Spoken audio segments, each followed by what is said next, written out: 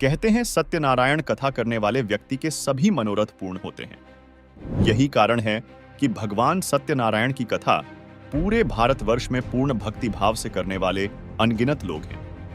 लेकिन सबसे पहले यह जानना जरूरी है कि जिसे हम सत्यनारायण के रूप में पूज रहे हैं, क्या वह असल में सत्यनारायण है?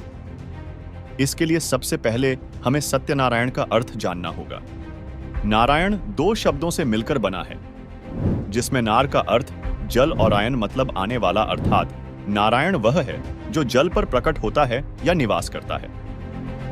जबकि सत्यनारायण का सही अर्थ है कि वह सच्चा परमात्मा जिसका कभी नाश नहीं होता, वह जल पर आकर प्रकट होता है। श्री विष्णु जी शेषनाग की सैया पर जल में निवास करते हैं, इसलिए उन्हें हमारे धर्मगुरु सत्यनारायण कहते हैं। आपकी जानकारी के लिए बताना चाहेंगे कि श्री विष्णु जी नारायण तो हैं, लेकिन सत्यनारायण नहीं, क्योंकि श्री विष्णु जी का जन्म तथा मृत्यु होती है। दर्शकों, आप सोच रहे होंगे कि अभी तक तो हमें किसी ने नहीं बताया कि श्री विष्णु जी का जन्म और मृत्यु होती है, बल्कि हम तो अब तक यही सुनते आ रहे हैं कि ये अजर अमर हैं। लेकिन दर्शकों, श्री विष्णु जी अजर अमर नहीं हैं, और यह बिल्कुल सत्य है। जी हाँ, श्रीमद्देवी भागवत पुराण के 3 स्कंध अध्याय 5 भगवान विष्णु ने दुर्गा की स्तुति करते हुए कहते हैं, मैं विष्णु, ब्रह्मा तथा शंकर तुम्हारी कृपा से विद्यमान हैं। हमारा तो आविर्भाव अर्थात जन्म तथा तिरोभाव अर्थात मृत्यु होती है। हम नित्य अर्थात अविनाशी नहीं हैं। तुम ही नित्य हो, जगत जननी हो, प्रकृति और सनातनी देवी हो। दर्शकों, प्राचीन समय से हमारे पूर्वज श्री विष्णु जी को ही सत्यनारायण के रूप में पूजते आ रहे हैं, और हमने अपने धर्म गुरुओं से यही सुना है कि श्री विष्णु जी ही सत्यनारायण भगवान हैं।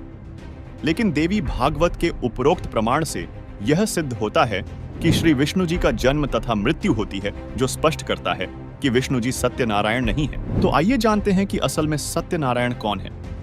चारों वेदों के संक्षिप्त रूप श्रीमद् भागवत गीता अध्याय 2 श्लोक 17 में भी कहा गया है कि अविनाशी तो उसको जान जिसे मारने में कोई भी समर्थ नहीं। फिर गीता अध्याय 15 श्लोक 17 में कहा है कि उत्तम पुरुष अर्थात परमात्मा तो अन्य है जो तीनों लोकों में प्रवेश करके सबका धारण पोषण करता है। उसी परमेश्वर के विषय में पवित्र ऋग्वेद मंडल 9 सूक्त 93 मंत्र 2, ऋग्वेद मंडल 10 सूक्त 4 मंत्र 3-4 में लिखा है कि वह परमात्मा मां से जन्म नहीं लेता, बल्कि सशरीर आता है, और सशरीर ही अपने अविनाशी लोक सतलोक को वापस सशरीर चला जाता है। वही पवित्र अथर्ववेद कांड 4 अनुवाक 1 मंत्र 7 में प्रमाण है कि परमेश्वर का नाम कबीरदेव अर्थात कबीर परमेश्वर है, जिसने सर्व की रचना की है, जो अचल अर्थात वास्तव में अविनाशी है।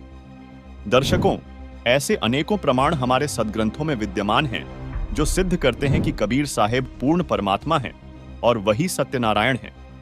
अपने विषय में कबीर परमेश्वर ने स्वयं भी बताया है, अवधू अवगत से चल आया, कोई मेरा भेद मरहम ना पाया। ना मेरा जन्म ना गर्भ बसेरा, बालक हो दिखलाया। काशी नगर जल कमल पडेरा, तहाँ जुलाए न पाया। मात पिता मेरे कुछ नाही, ना मेरे घर दासी। जुल्हे का सुत आन कहाया, जगत करे मेरी आसी। 5 तत्व का धड़ नहीं मेरे, मैं जानू ज्ञान अपारा। सतस्वरूपी नाम साहिब का ओहे नाम हमारा। अदर दीप गगन गुफा में तानिज वस्तु सारा। तेरा ज्योत स्वरूपी अलख निरंजन, धरता ध्यान हमारा। हाड चाम लहू ना मेरे, कोई जाने सतनाम उपासी। तारण तरण अभय पद दाता, मैं हूँ कबीर अविनाशी। अध्यात्म की ऐसी और भी उलझी हुई गुत्थी का रहस्य जानने के लिए कृपया अवश्य सुनें संत रामपाल जी महाराज जी के मंगल प्रवचन सेंट रैम्पल जी महाराज यूट्यूब चैनल पर।